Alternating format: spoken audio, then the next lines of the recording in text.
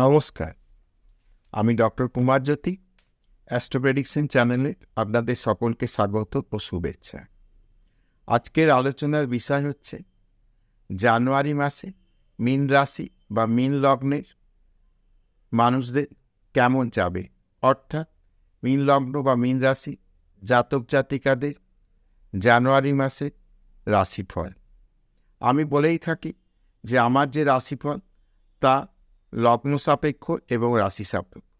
যাদের রাশি মীন তারাও যেমন দেখবে, সমভাবে যাদের মীন লগ্ন তারাও দেখবে, অর্থাৎ উভয়ের ক্ষেত্রেই আমার এই রাশিফল বা লগ্নফল প্রযোজ্য। তো প্রথমে আমরা দেখে নেব যে কী ধরনের গ্রহ অবস্থান রয়েছে জানুয়ারি মাসে। বৃহস্পতি মেষ রাশিতে রয়েছে মার্গীয় অবস্থায়, কেতু রয়েছে কন্যা রাশিতে, রাহু রয়েছে মীন রাশিতে, শনি মার্গীয় অবস্থায় রয়েছে কুম্ভ রাশিতে, শুক্র রয়েছে বৃশ্চিক রাশিতে, শুক্র 19 তারিখ চলে যাবে ধনু রাশিতে, রবি রয়েছে ধনু রাশিতে, রবি 16 জানুয়ারি চলে যাবে মকর রাশিতে, বুধ এবং মঙ্গল রয়েছে ধনু রাশিতে। মোটামুটি হচ্ছে এই গ্রহ অবস্থান। এমত অবস্থায় আমরা দেখব যে এই মাসটি অর্থাৎ জানুয়ারি মাস বছরের প্রথম মাস, সবার ক্ষেত্রেই কিন্তু একটা আশা আকাঙ্ক্ষা থেকে থাকে যে বছরের প্রথমটা যদি ভালো শুরু হয় তাহলে আগামী দিনও ভালো যাবে। এটা একটা মানুষের মানসিক ভাবনা। তো আমরা এমত অবস্থায় দেখে নেব যে মীন রাশি মীন লগ্নে জাতক জাতিকাদের কেমন যাবে। প্রথমেই বলি যে মীন লগ্ন বা যারা মীন রাশির মানুষ তাদের ক্ষেত্রে কিন্তু একটা 7.5 প্রভাব চলছে। এই 7.5 প্রভাব চলার জন্যে মানুষের মধ্যে কিন্তু একটা ভয় ভীতির ব্যাপার রয়েই যাচ্ছে যে কেমন যাবে দিনটা। তো আমি বলি যে 7.5 বিষয়টাকে এত ভাববার বা পাত্তা দেওয়ার মতো কিছু নেই। বর্তমান সময় আশা করছি যে সার্বিকভাবে মীন রাশি বা মীন লগ্নে মানুষদের ভালো যাবে, সেটা শারীরিক, মানসিক, অর্থনৈতিক, সার্বিক দিক থেকে। তো আমরা দেখে নেব শারীরিক মানসিক অবস্থা কেমন যাবে। তো প্রথমেই বলি যে রাশি বা লগ্নের মালিক বৃহস্পতি, সে কিন্তু 2য় স্থানে বসে রয়েছে মঙ্গলের ঘরে। এটা একটা ভালো দিক, কিন্তু লগ্নে আবার যেহেতু রাহু বসে রয়েছে এটা আবার একটা ডিস্টারবেন্স, শারীরিক অন্যান্য দিক থেকে ডিস্টারবেন্স যে খুব একটা না হলেও শারীরিক বা মানসিক একটা কিন্তু ফ্ল্যাকচুয়েট ব্যাপার, হঠাৎ রেগে যাওয়ার বিষয় এগুলো আসতে পারে। কাজে শারীরিক বিষয়টা আমি বলি যে খুব যে একটা ডিস্টারবেন্স দেখতে পাচ্ছি না, তবে ছোটোখাটো কিছু সমস্যা থাকতে পারে যেটা ওভারকাম করা যাবে, অত চিন্তার কিছু নয়।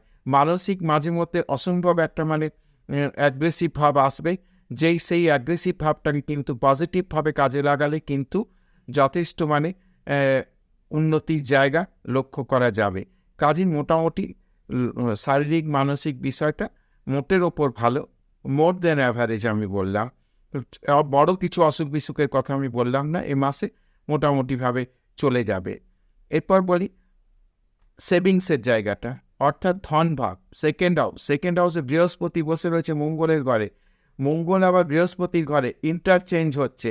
কাজেই বলি এই প্রথম মাস সে কিন্তু অর্থনৈতিক বিষয়টা বা সেভিংসের জায়গাটা কিন্তু যথেষ্ট ভালো।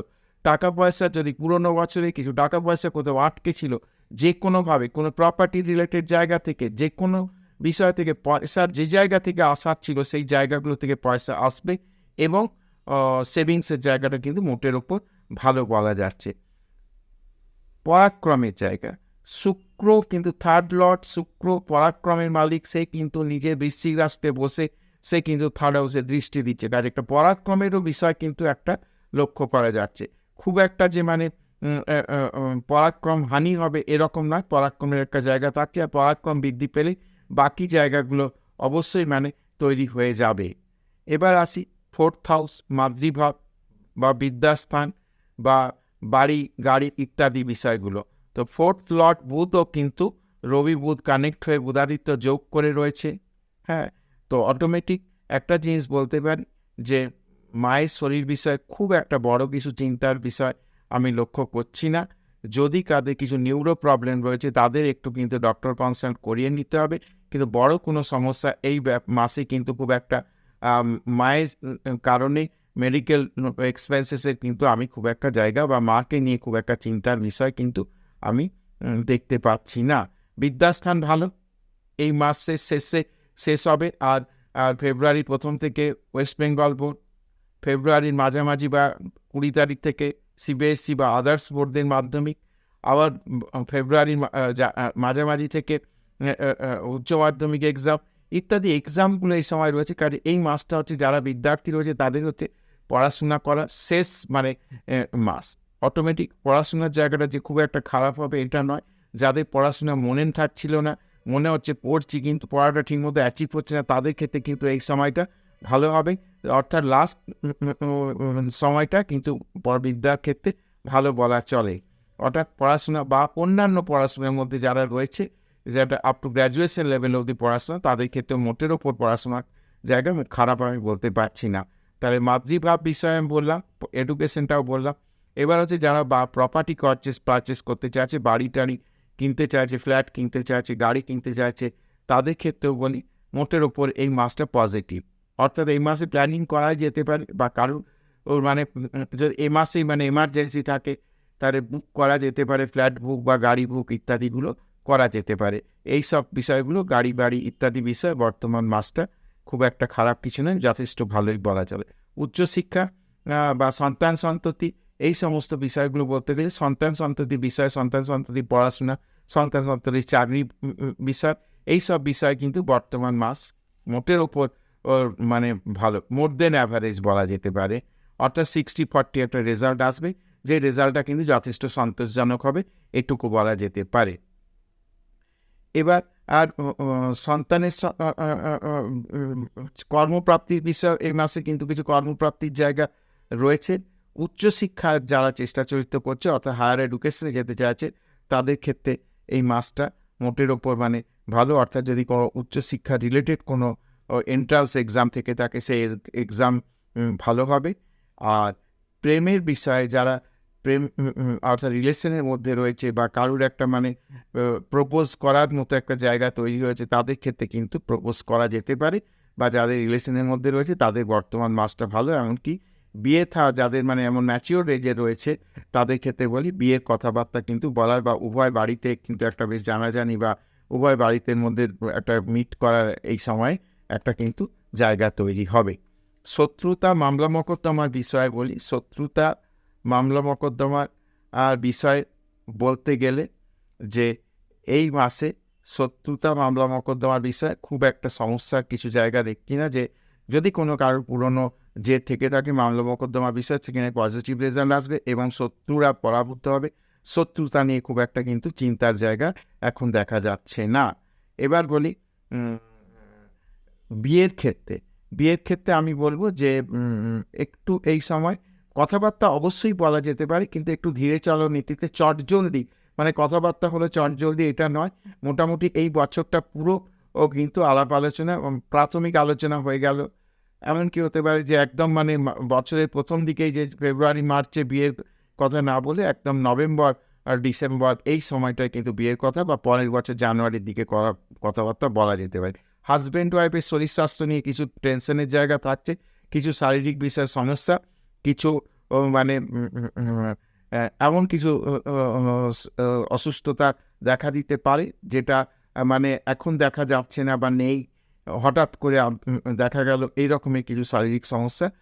অটোমেটিক মীন লগ্ন মীন রাশি যারা রয়েছে, তাদের হাজব্যান্ড ওয়াইফের শরীর বিষয়ে কিন্তু কিছু চিন্তার জায়গা রয়েছে। এটাকে কিন্তু একটু ভাববার বিষয়, বা ডাক্তার কনসাল্ট করে নেওয়া, বা ছোটোখাটো বলেই এড়িয়ে যাওয়া, এইগুলো না করলে আমার মনে ভালো হয়। বাবার শরীর বিষয়ে বলি, মোটের ওপর ভালো, বাবারা যথেষ্ট এনার্জেটিক থাকবে। কিন্তু যাদের সুগার টাইপের কিছু সুগার রয়েছে, তাদের জন্য আমি বলি যে বর্তমান মাসটা একটু সাবধান। বিশেষত প্রথম 15-16 দিন, 17 দিন, এই যে সময়টা 17-18 তারিখ পর্যন্ত সময়টা একটু সাবধান। পরের দিকে আবার কিন্তু রিকভারির জায়গা রয়েছে।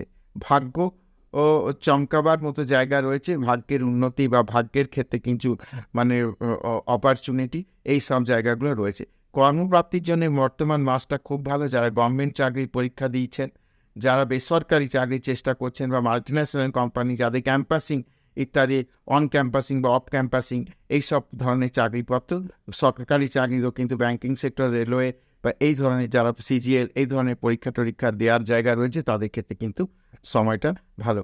আয় উন্নতির যথেষ্ট জায়গা রয়েছে, মানে প্রাপ্তি জায়গা ভালো, অর্থাৎ অর্থ আসার কিন্তু একটা জায়গা রয়েছে। যেসব অর্থ আসছিল না সেই সব জায়গা থেকে টাকা পয়সা বা আকস্মিক অর্থ ইনকাম এইসব জায়গাগুলো রয়েছে। যারা গভর্নমেন্ট সেক্টরে কাজকর্ম করেন, অর্থাৎ গভর্নমেন্ট কন্ট্রাক্টারি করেন বা অর্ডার সাপ্লাই করে করেন, তাদের ক্ষেত্রে বলি যে টাকা বা বিল পাওয়ার কিন্তু বর্তমান সময় বিল প্রাপ্তির একটা সম্ভাবনা রয়েছে, অর্থাৎ পেমেন্ট পাওয়া যেতে পারে। বিদেশ যাত্রার জন্য যারা চেষ্টা চরিত্র করছেন এডুকেশন রিলেটেড বিষয়, তাদের জন্য বিদেশ যাত্রার যথেষ্ট সম্ভাবনা রয়েছে। এমনকি যারা এক্সপোর্টের ব্যবসা করছে তাদেরও কিন্তু বর্তমান সময়টা ভালো। যারা কিছু অ্যান্টিক জিনিস নিয়ে কাজকর্ম করে তাদের কিন্তু বর্তমান সময়টা ভালো যাবে। তো মোটের ওপর মীন লগ্ন, মীন রাশি যারা জাতক জাতিকা রয়েছে তাদের ওভারঅলভাবে মাসটা ভালো। সাড়ে সাতির চিন্তা না ঝেড়ে ফেলে দিয়ে সামনের দিকে তাকান, যথেষ্ট কিন্তু ভালো ফল পাবার সম্ভাবনা রয়েছে। মানে মানসিক একটা জোর আনতে হবে যে সাড়ে সাতি বিষয় নিয়ে খুব একটা কুপকাত হবার মতো জায়গা নেই, আয় উন্নতির জায়গা রয়েছে। নিজের কাজটা অনেস্টলি করে যান, যে সাড়ে সাতির দোহাই দিয়ে নিজের কাজ থেকে একটু ফাঁকি দিলাম বা একটু লেজি ভাব চলে এলো, তাহলে কিন্তু ভালো খুব একটা কিছু হবে না। কিন্তু যারা কাজের মধ্যে থাকবেন, বারে বারে চেষ্টা করবেন, তাদের ক্ষেত্রে কিন্তু বর্তমান মাস ভালো যাবে এবং আগামী দিন ভালো যাবে, এই আশা রাখছি। তো মোটের উপর আমি সবটাই আলোচনা করার চেষ্টা করলাম। বারবার বলি, যদি কোনো কিছু মিস হয়ে যাচ্ছে তাহলে অবশ্যই আমাকে কমেন্ট করে জানাবেন, তাহলে আমি আবার সেই বিষয়ে নতুন করে ভিডিও দিতে পারো। আজকের আলোচনা এই পর্যন্ত। আগামী দিনে আবার নতুন কোনো ভিডিও নিয়ে দেখা হবে আপনাদের সঙ্গে।